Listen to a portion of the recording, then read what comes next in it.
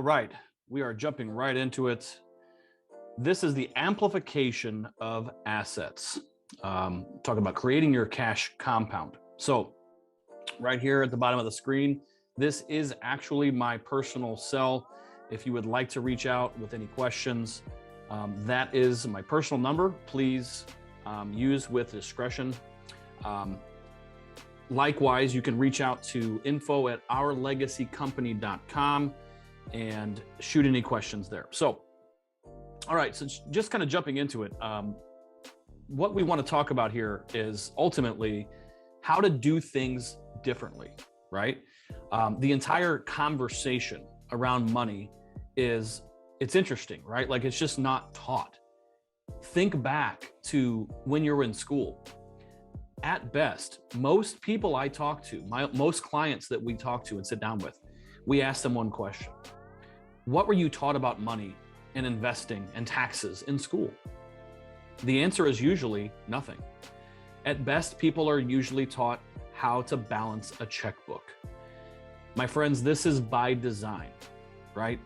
The system, the government, the powers that be, whatever entity you want to talk about, why would they want a highly educated group of people in society knowing how to create wealth? The facts is that these strategies and these mindsets and these principles and these teachings are taught on purpose only and passed down only to the select few, usually by way of what we call a private family office. Those are usually lawyers and wealth strategists and investment advisors that are all part of private family wealth that is passed down from generation to generation. And those people don't go out teaching at schools, right?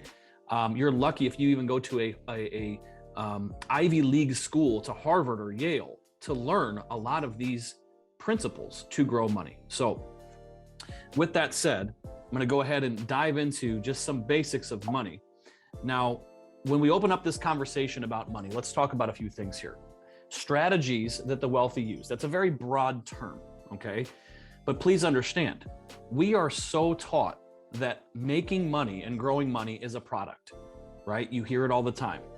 Go get your 401k, okay? Go get some mutual funds. That's not a strategy, that's a product. So if we redirect the way our minds think in strategies versus product, that's step one. So when I talk about strategies that the wealthy use, that's not just one thing, okay? The second thing is, the one major thing besides taxation to talk about when it comes to growing and retaining wealth is to recapture all interest paid to other people.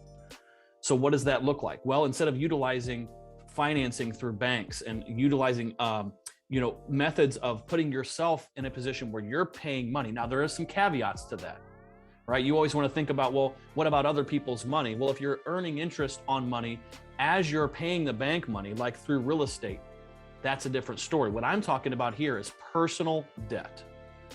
The third thing, pay down all cars and homes faster. Okay, what if you could leverage strategies to pay down your house in half the time, or cut out all the interest that you pay on your cars, maybe even learning how to make money on a car, okay? Things of that nature are strategies. The fourth thing is to keep control of your money and wealth. How often are we shown ways to go put your money over here in this product, or with this company, or with this thing, and ultimately it's not your money anymore. Someone else is taking your money, using it to their advantage, and you get a percentage, or you get nothing at all.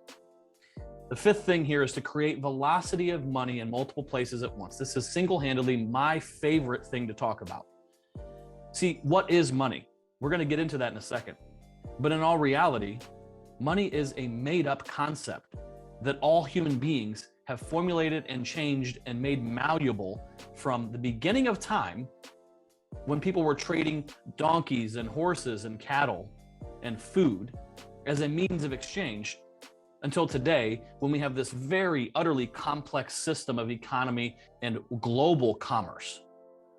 When you can learn how to create money in multiple places using the same dollar in multiple places at multiple times, all at once, you will then start to grasp concepts of what wealthy do on a daily basis.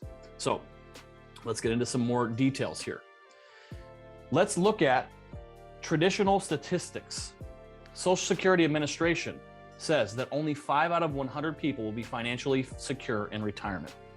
Now, I don't know about you, but only being 5% of all people seems like a pretty losing game to me. See, this entire system of our banking system, Social Security, taxes, inflation, all of these things are all systems placed around us in order to keep us held back, but also to keep us a part of the system that isn't winning, and to keep that few, elite, small percentage of the entire society, keeping them fat, rich, and wealthy. So when you start to look at numbers like this, we have to start asking better questions. Well, why isn't this working? Why are only 5 out of 100 people going to be financially secure? Look, this doesn't even say wealthy. This just says financially secure, meaning able to pay their bills, able to not live with worry, right? Just 5 out of 100 people. I think it's time we start analyzing the conversation. So with that said, when we have the Rockefellers, the Rothschilds, the DuPont family, Ray Kroc, the owner of McDonald's, Walt Disney, right? Just look at this picture. That picture is a massive skyscraper. Someone owns that. Multiple people or a single or a couple families own buildings that size, and commerce is ran out of those buildings every single day. Strategies of the elites every single day. And I use examples like Ray Kroc and Walt Disney because they utilize some very simple strategies that we're going to teach regarding how to build a wealth fortress for you and your family, regarding how to amplify your assets. All of those concepts, we're going to go pretty deep on those things. So with that said, I just want you to realize a lot of the things that we talk about in this video series, they're going to be things that have already been used, implemented, and done. Listen, I don't make any of this stuff up. I'm just the messenger. What's important is how it can be taught and how it can be utilized in your personal life. Now, with that said, let's go ahead and just ask one question here. A lot of people are probably asking themselves right now, okay, one question: who is this guy? Why is this person credible? Okay, why should I listen to DK? Why should I even watch the rest of these videos? And that's a fair question. So in 2005, I joined the military.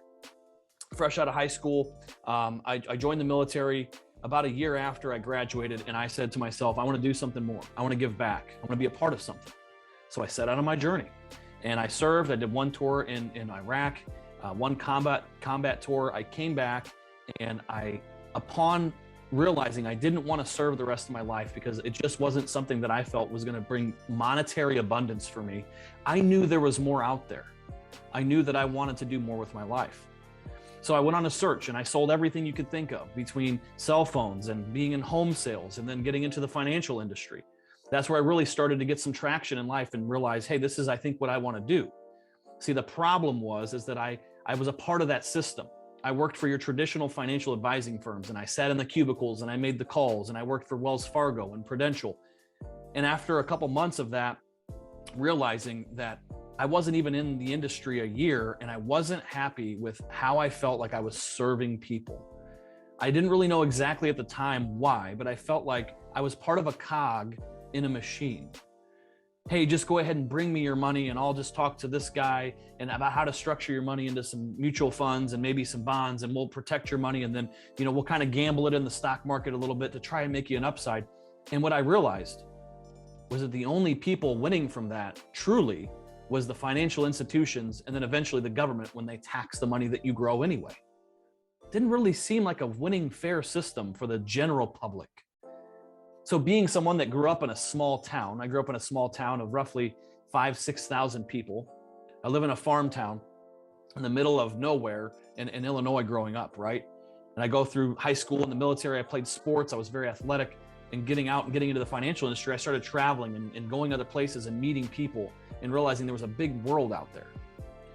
So from about 2011, when I got out of the military, until 2018, I genuinely traveled, met, and mentored underneath a ton of different people in business. And along the way, I kept doing independent financial advising, independent wealth strategy. I started working with people on their insurance and helping families build money and portfolios. And I linked up with people in the private equity world and learned real estate, all of these things, right? And I started to figure out and piece together who I was, but also how to help people on their financial journey.